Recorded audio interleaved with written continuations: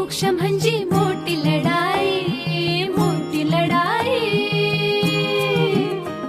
अन हत्याराचं फुलावानी घाव बिघाई, घाव बिघाई.